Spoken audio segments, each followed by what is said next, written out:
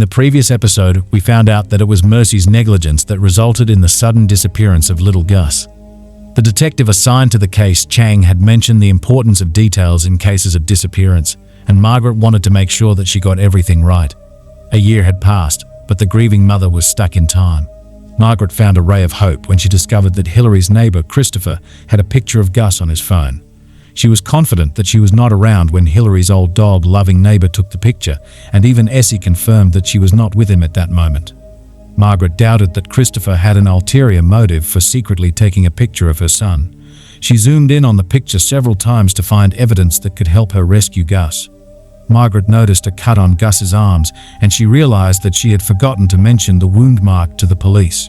She tortured herself, thinking that maybe the mention of the mark could have helped the police track her son. Margaret decided not to repeat her mistake, and with a Polaroid camera in hand, she took pictures of every little mark on Philip's body. Daisy protested when her mother forcefully tried to take pictures of her, and Clark came to her rescue. Clark sympathized with his children, knowing that their childhood was far from normal.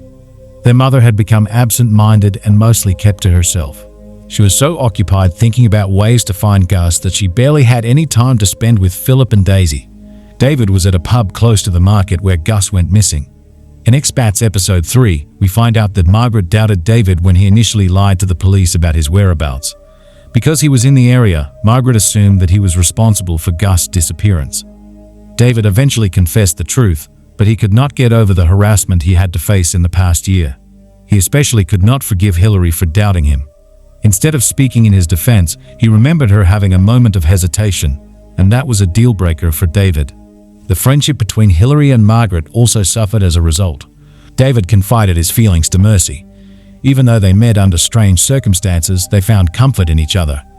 David helped Mercy look beyond the guilt she experienced, and she provided him company at a time when his marriage was falling apart. They had unknowingly started to depend on each other, even though they wanted to keep the affair strictly sexual with no strings attached.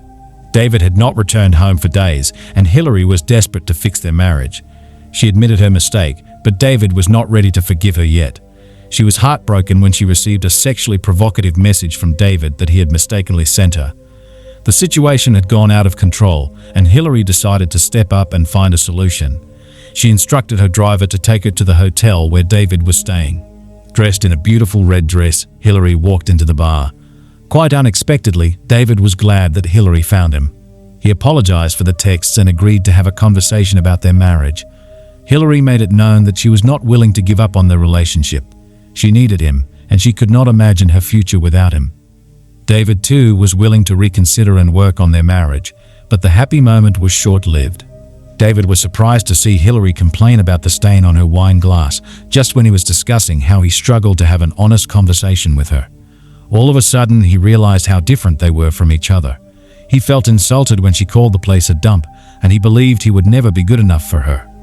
Hillary announced she was ready to become a mother in the hopes of winning David back, but he reminded her how unfit they both were to become parents. At the end, Mercy finds a drunk David passed out on the stairs of her apartment building. She carried him to her apartment, and they went to sleep together. Mercy had become David's safe space, but Mercy's fear of ruining everything she touched might impact their relationship. Mercy preferred staying alone, and at times she almost felt invisible. As the world around her moved at its own pace, Mercy enjoyed being a mere spectator to the brief conversations that random strangers engaged in.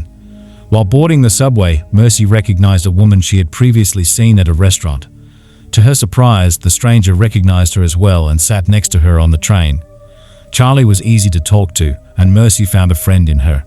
They remained in touch, and one day, when Charlie invited her to watch her friends perform, Mercy readily agreed to it. Charlie introduced Mercy to her friends and requested that they switch their conversation to English for Mercy. While Charlie went to the bar to grab some drinks, Mercy started to feel out of place. The conversations overwhelmed her, and her inability to grasp or be part of them bothered her all the more. Maybe a part of her was also scared of destroying the friendship she shared with Charlie. She experienced a constant fear of being cursed and bringing bad luck to those around her. Perhaps she was afraid of getting too close to Charlie, fearing that she would end up ruining her life. Mercy hastily exited the club, leaving uncertain the future of her friendship with Charlie. Margaret was confident that Christopher was responsible for her son's disappearance, and she begged Hillary to help her. Hillary was not ready to make the same mistake that she did when she doubted her husband. Margaret was so desperate to get access to Christopher's room that she intentionally humiliated Hillary, stating that she would never understand the pain she experienced because she was not a mother. Hillary did not say a word and simply handed Margaret the key card to Christopher's apartment. After rummaging through his belongings, Margaret came across a postcard from Thailand. She believed it was enough proof to connect Christopher to Gus. They had taken a family trip to Thailand, and she deduced that Christopher had followed them there. Margaret returns home to find Detective Chang waiting at her apartment. He informed the family that they had received news from the mainland about a body that matched Gus' description. Margaret's attention remained focused on the postcard that she had in hand, and she realized that it was sent to Christopher by someone named Jenny. This confirms that Christopher was not in Thailand, as Margaret doubted, and it also suggests that maybe he was not the perpetrator. All of a sudden, the little hope Margaret had dissipated. In the end, Margaret and Clark headed to identify the body. Whether the body belonged to Gus, and if so, what caused his death and disappearance are still unknown to us. The mystery remains to be solved, and hopefully, we will get closer to the truth in episode 4 of Expats.